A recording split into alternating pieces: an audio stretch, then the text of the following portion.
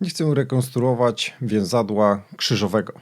Takie właśnie zdanie często słyszę w gabinecie od osób, które już jakiś czas temu uszkodziły więzadło krzyżowe przednie w obrębie stawu kolanowego. Co to w ogóle jest to krzyżowe i dlaczego ktoś musiałby je naprawiać? Dlaczego jest ono ważne? Co ryzykujemy nie mając go i dlaczego ktoś mógłby nie chcieć go rekonstruować? Takie dylematy do rozkminienia na dzisiaj. Stałe intro i lecimy.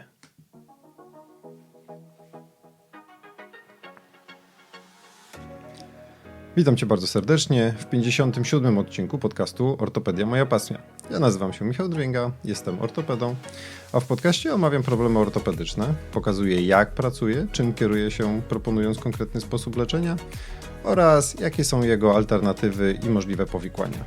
Jeśli interesujesz się ortopedią, szukasz rozwiązania swojego problemu po urazie lub uczysz się ortopedii, koniecznie wysłuchaj tej audycji. Na wstępie szybko o anatomii, bo chociaż myślę, że mało kto bez tej wiedzy sięgnie po to nagranie, to obowiązek kronikarski nakazuje mi chociaż nakreślić temat. Otóż więzadło krzyżowe przednie jest chyba najbardziej znanym więzadłem w obrębie stawu kolanowego. Znanym, ale to nie znaczy, że dobrze poznanym i stąd wszystkie rozterki, o których wspominam na wstępie. Dla ułatwienia wypowiedzi pewnie czasem wtrącę z przyzwyczajenia skrót, czyli powiem WKP.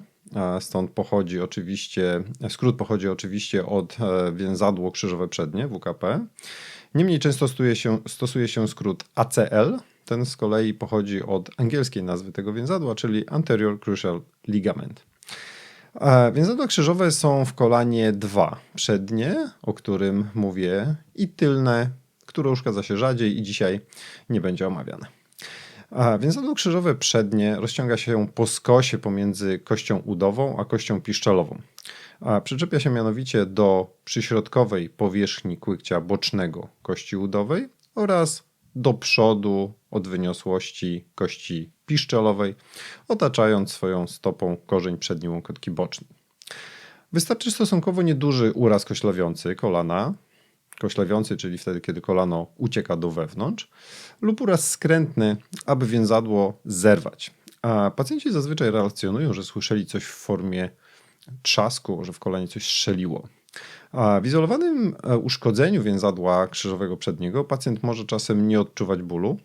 Często nawet kolano nie jest bardzo spuchnięte.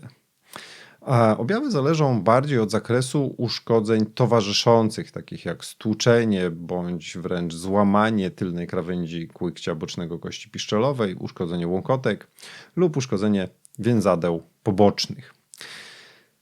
Kiedy zaczynałem swoją drogę ortopedyczną, zabiegi rekonstrukcji więzadła krzyżowego przedniego w Polsce, można powiedzieć, raczkowały.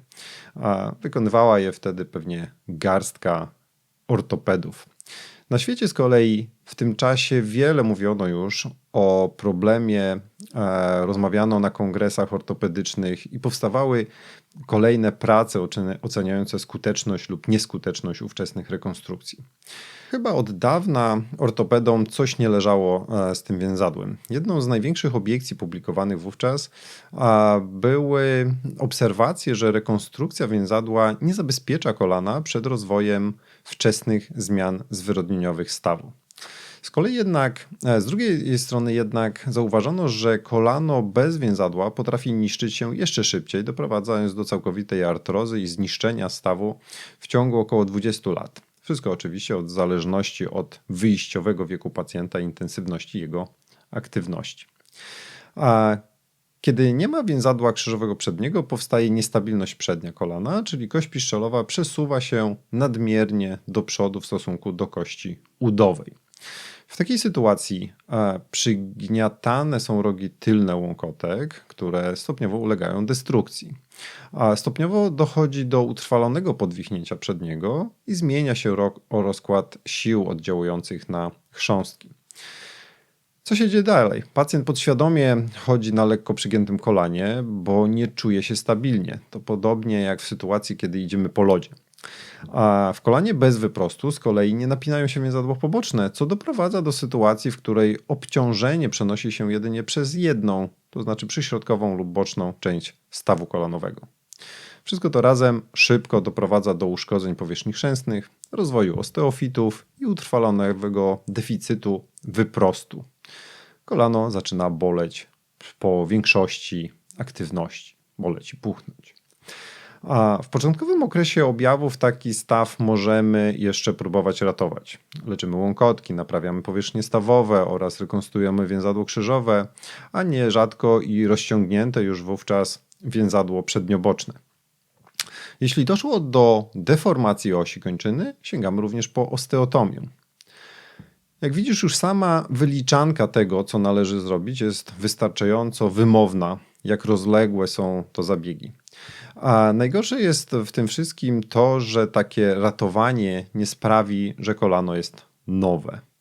Nie będzie miało pięknych powierzchni stawowych ani łąkotek. Nie zacznie być gotowe do uprawiania regularnych aktywności sportowych.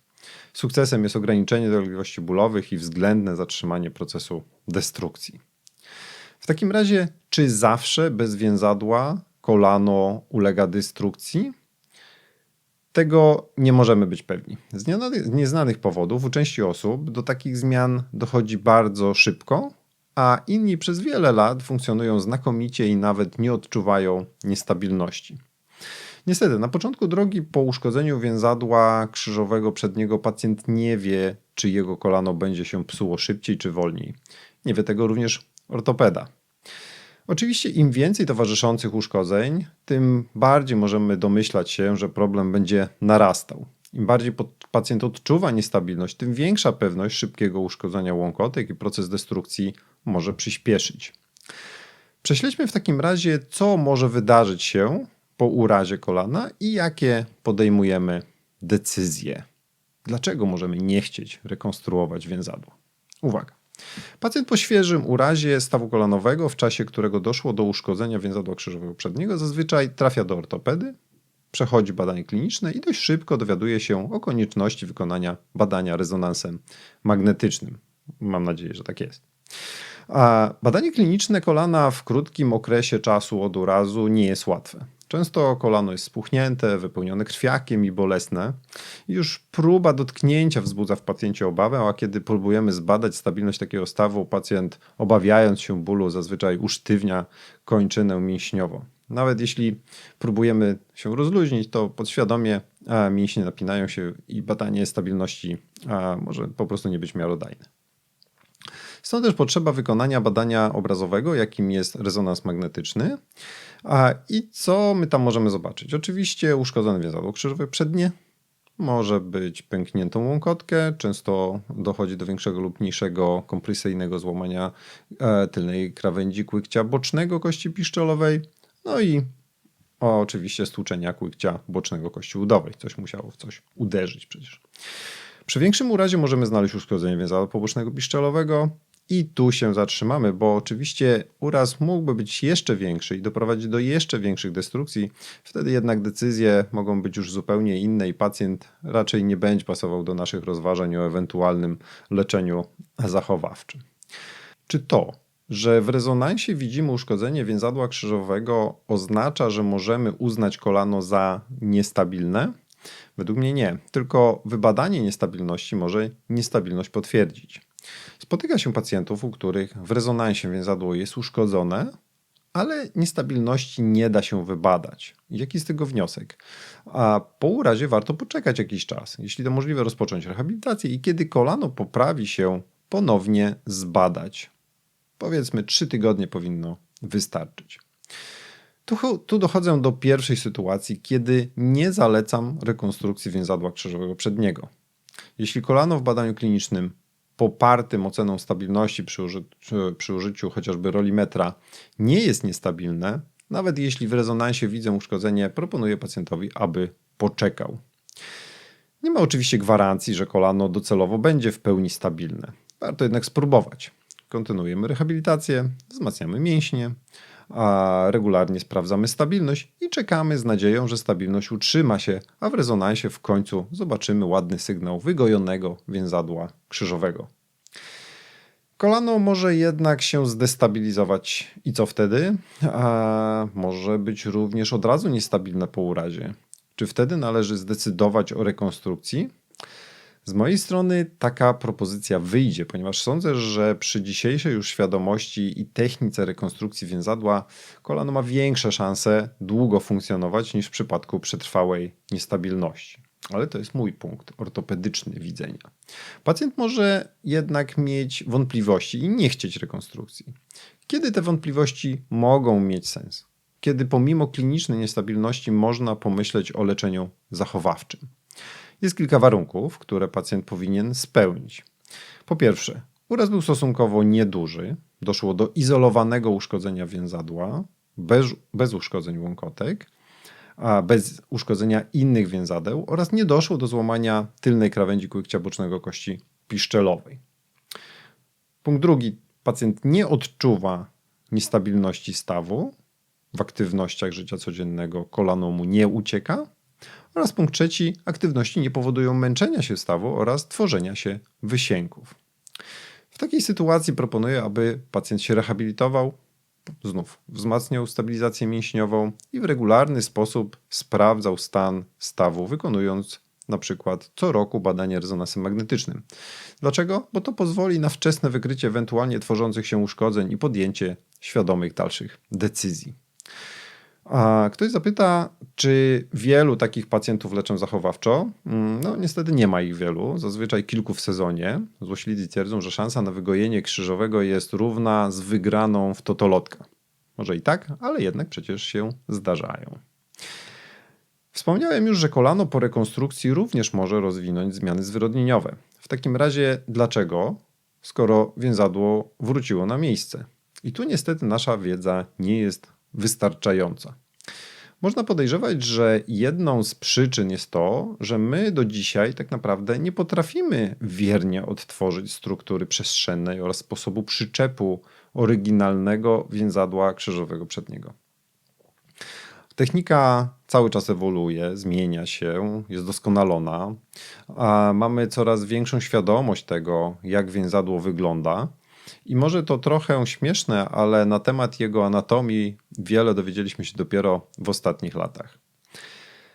Stąd też metody rekonstrukcji 20 lat temu różniły się od metod dzisiejszych. Nie wiemy, czy ma to wpływ na przyszłość operowanych kolan. Potrzeba czasu, aby to ocenić. Wiemy, co dzieje się z kolanami naprawianymi starymi metodami, nieanatomicznymi metodami sprzed 20 lat. Za kolejne 20 dowiemy się, co dzieje się z kolanami, które naprawiamy dzisiaj.